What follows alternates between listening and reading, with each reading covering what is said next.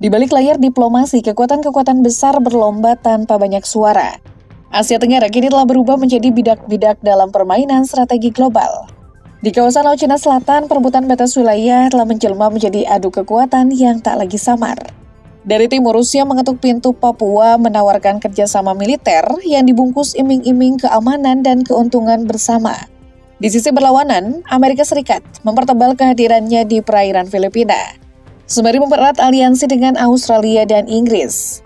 Sementara itu, China secara konsisten membentengi Kepulauan Spratly, melengkapi wilayahnya dengan infrastruktur militer untuk mengunci posisi. Tepat di tengah pusaran itulah Indonesia berdiri, dan yang diuji kini bukan hanya diplomasi, melainkan jiwa dari doktrin bebas aktif. Mengiyakan satu kekuatan bisa jadi menguntungkan dalam jangka pendek, tapi taruhannya bisa sampai ke arah kedaulatan. Pertanyaan yang muncul bukan soal keberpihakan, tapi bagaimana menjaga kendali. Mampukah Indonesia berjalan di garis tipis antara tekanan dan prinsip, tanpa terjatuh, tanpa kehilangan arah?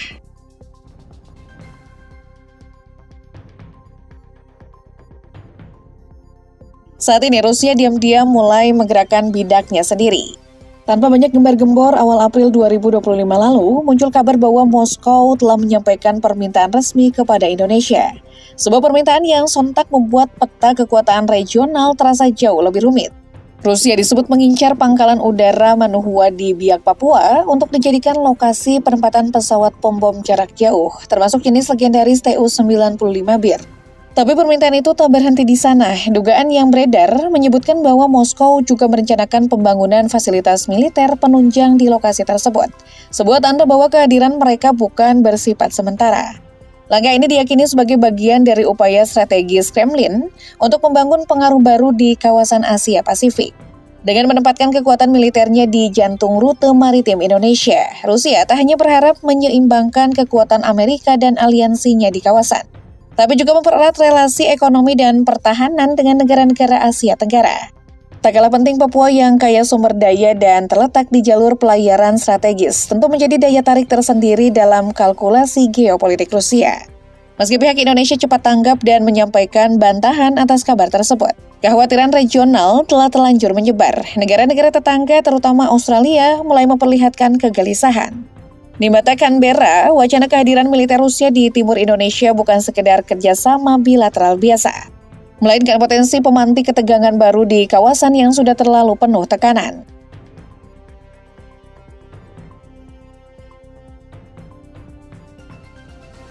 Sementara itu, Inggris mungkin tak terlihat mencolok, tapi kehadirannya bukan tanpa makna. Sebagai bagian dari Five Power Defense Arrangement atau FPDA, aliansi pertahanan bersama Amerika Serikat, Australia, Singapura, Malaysia, dan Selandia Baru, London masih menjaga posisinya dengan cermat. Salah satu titik tumpunya berada di Pelabuhan Sembawang, Singapura, yang dulunya merupakan pangkalan utama Angkatan Laut Kerajaan Inggris sejak dibangun pada 1938. Meski kini personel Inggris yang bertugas di sana hanya berjumlah 30 orang, lokasi ini tetap berfungsi sebagai fasilitas penting untuk logistik dan pengisian bahan bakar. Letaknya di dalam Sembawang Naval Shipyard memberi Inggris keunggulan strategis, akses langsung ke Selat Malaka, jalur maritim vital dunia. Tak hanya di Singapura, Inggris juga mempertahankan kehadiran militer di Brunei Darussalam. Di negeri mungil yang kaya minyak ini terdapat 3 garnisun utama, Gamsitang, Medicine Lines, dan Docker Lines, semuanya menjadi bisnis bagi pasukan Gurkha Inggris, pasukan legendaris yang sudah lama menjadi bagian dari militer kerajaan. Sejak 1980, mereka menempati kompleks milik perusahaan Shell, berlokasi di Kuala Belait, lengkap dengan ratusan unit hunian berupa 545 apartemen dan bungalow. Selain itu, 27 prajurit Inggris lainnya ditempatkan di beberapa titik lain, termasuk pangkalan Angkatan Laut Muara, yang menjadi pusat aktivitas seperti analisis citra, latihan penembak jitu, dan sejumlah operasi teknis lainnya.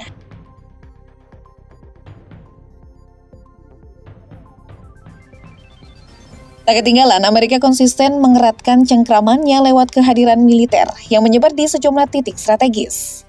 Salah satu pilar utamanya berada di Singapura, tempat Amerika satu-satunya yang diberi akses penuh terhadap infrastruktur militer penting.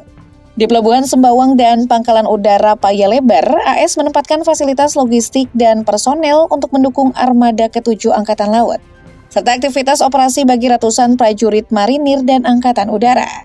Jauh sedikit ke utara, pangkalan Subic di Filipina kembali aktif. Kawasan seluas lebih dari 600 km persegi itu tak sekedar menjadi tempat persinggahan, tapi juga titik tumpu untuk perbekalan, perbaikan kapal, hingga rotasi pasukan. Sementara itu di Samudra Pasifik, Pulau Guam menjadi jantung kekuatan militer AS di sisi barat.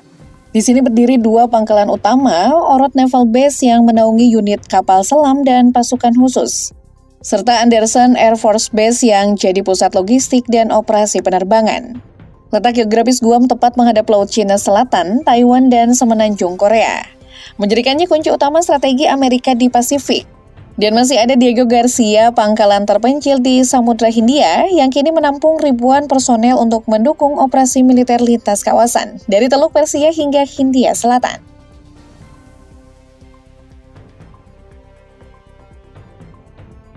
Berbeda dari gaya frontal Amerika, China lebih senyap namun tak kalah menekan. Beijing memilih membangun kekuatannya di tempat-tempat yang sunyi tapi strategis, dan sebagian nyaris bersentuhan langsung dengan wilayah Indonesia. Salah satunya Ferry Cross Reef, pulau buatan yang berdiri megah di Laut Natuna Utara itu, kini menjadi markas militer penuh. Landasan pacunya sepanjang 3,3 km cukup untuk mendukung lepas landas pesawat Xi'an H6. Bom strategis yang mampu mengangkut senjata nuklir dan menjangkau ribuan kilometer. Jika perlu, wilayah Indonesia bisa ditempuh dalam waktu kurang dari 1 jam. Tapi Beijing tak berhenti di sana. Di Sihanoukville, Kamboja, pangkalan militer RIM terus tumbuh sejak 2022. Kawasan itu kini dipenuhi hanggar kapal patroli, gudang senjata, serta pos pantau dan pertahanan pesisir. Ribuan prajurit baik dari militer Cina maupun Kamboja telah ditempatkan di sana, lengkap dengan meriam otomatis dan peluncur rudal anti kapal. Lalu ada Zemora Reef di Kepulauan Spratly, pos lain milik Cina yang mengukuhkan pengaruhnya atas Laut Cina Selatan. Di sana berdiri infrastruktur canggih, radar sistem pertahanan udara, pangkalan helikopter, hanggar pesawat patroli, hingga jaringan komunikasi tersembunyi dan bunker komando bawah tanah.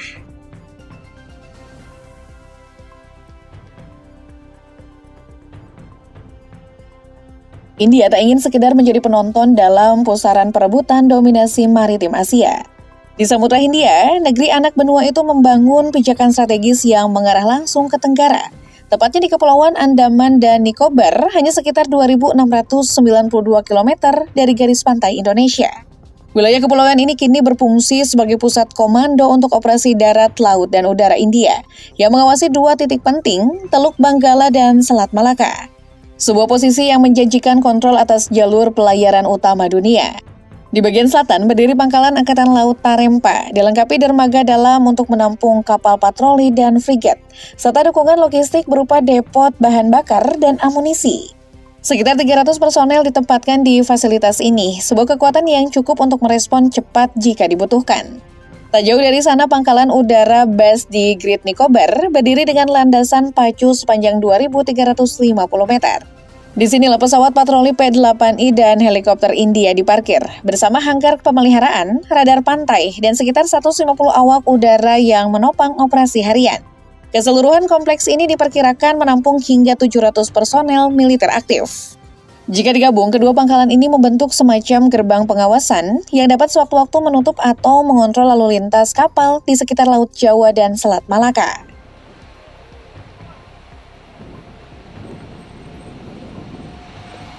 Di belahan selatan, Australia juga memperkuat peran militernya di Indo-Pasifik melalui kehadiran yang tak kalah strategis.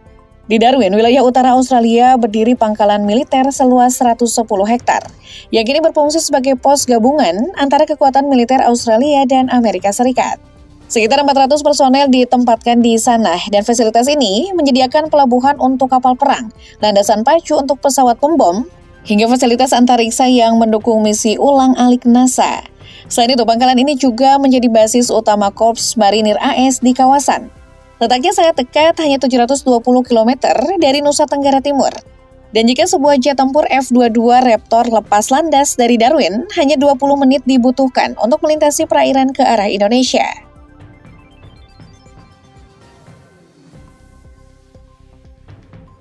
Secara posisi, Indonesia berdiri bukan di sembarang titik. Ia berada tepat di simpul yang menghubungkan Samudra Hindia dan Pasifik.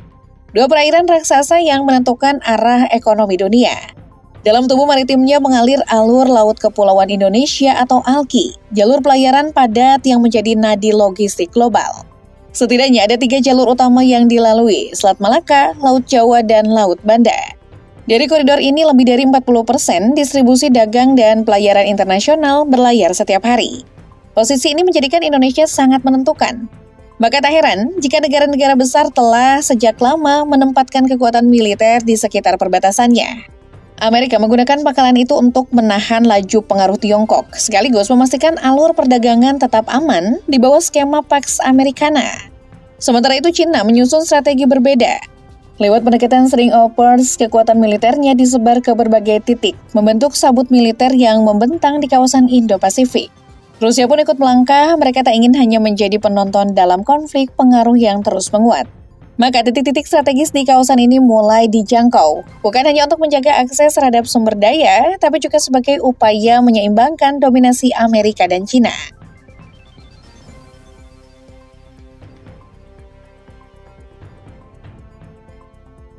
Di tengah hiruk-pikuk manuver kekuatan besar di Indo-Pasifik, dari latihan militer, ekspansi investasi, hingga perang dagang, Indonesia berdiri di posisi yang pelik.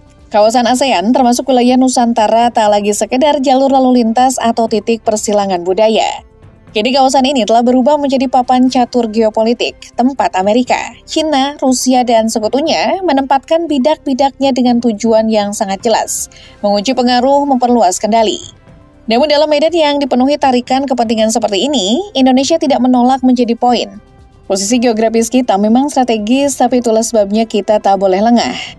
Kedaulatan tak bisa dibarter, kemandirian tidak boleh dinegosiasikan.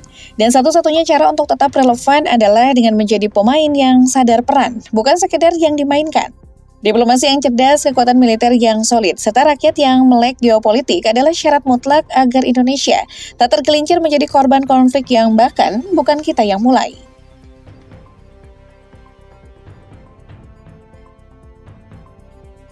Sampai hari ini Indonesia masih konsisten pada prinsip yang sejak awal menjadi fondasi politik luarnya, bebas aktif. Tapi bebas bukan berarti apatis dan aktif bukan berarti agresif tanpa arah. Doktrin ini justru menegaskan bahwa Indonesia tidak akan terikat oleh blok kekuatan manapun.